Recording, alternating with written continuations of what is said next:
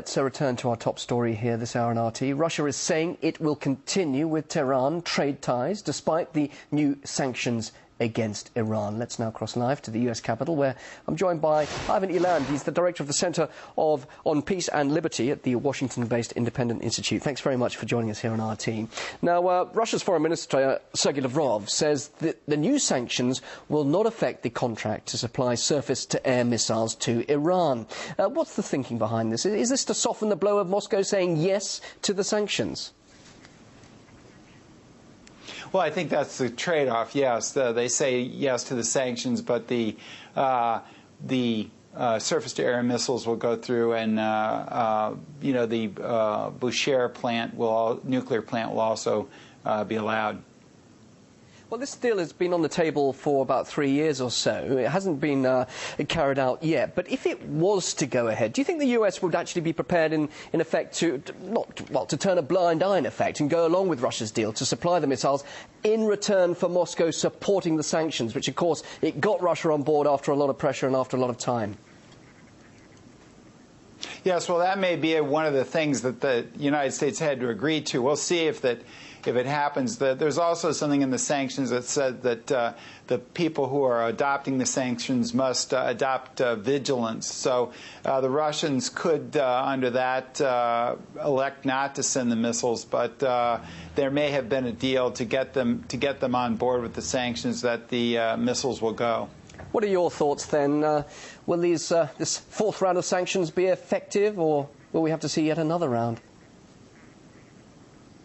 Well, I don't think even another round will be effective, because these are very narrowly based sanctions on nuclear arms and against the Revolutionary Guard, who are ruling Iran now, essentially. And so I doubt if you'll see this affect the Iranian nuclear efforts at all. I mean, we had a comprehensive embargo. The whole world had a comprehensive grinding embargo against Saddam Hussein to get him to pull out of Kuwait. And that's a lesser goal than having a country give up its nuclear deterrent, especially when it regards it as being in a rough neighborhood with opposing Israel and opposing the Arab states surrounding it. So I think this is a big goal. And usually sanctions, I studied sanctions for my PhD dissertation, and usually sanctions are only good at achieving modest goals at the best. And this is a very major goal. The only higher goal, more difficult goal than this, is regime change, getting rid of the Iranian regime.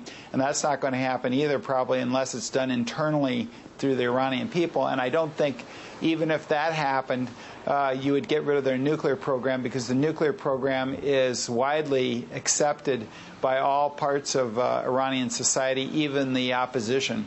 You mentioned Iraq a little earlier. Do you not think, though, if Iran continues with what's perceived as an obstinate stance, that it could, in fact, deal with some sort of military action? Well, I think that may be stopping Israel from doing it would be difficult. The United States could do it, but the problem is that's not really going to solve the problem. If the Iranians want to get nuclear weapons, they will, unless you're prepared to invade the country on the ground. And, of course, we saw how that worked out in Iraq. If you think that was bad, wait till you try to invade a bigger country with mountains and a zealous opposition. So I don't think that's going to happen. Airstrikes might set back the program a couple of years if you could find all the targets, but they probably don't know where all the targets are. So I don't think there's a viable military option. Now, Israel may feel that it has to do something just to show that it's trying to do something, but I just don't think it's going to be militarily successful. And if the Iranians want to get nuclear weapons eventually, they're probably going to do it. Just briefly, do you think Iran really does want to develop a nuclear weapon? Well, it's hard to say.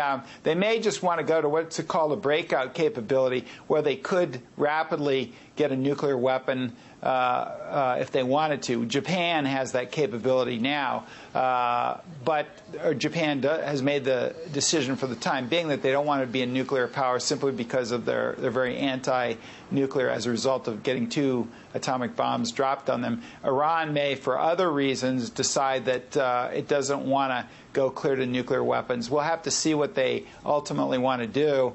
But I think it's probably safe to say that they're at least moving towards nuclear weapons because they're trying to hide facilities from the international inspectors and that sort of thing. And that's not behavior that's usually equated with only a peaceful nuclear program. But whether they've actually made the decision to actually weaponize, that's something only the Iranians will know, probably. As always, it's always very interesting to hear what you have to say. Dr. Ivan Eland, Director of the Center on Liberty and Peace at the Washington-based Independent Institute, joining us there live in Washington. Thanks for joining us.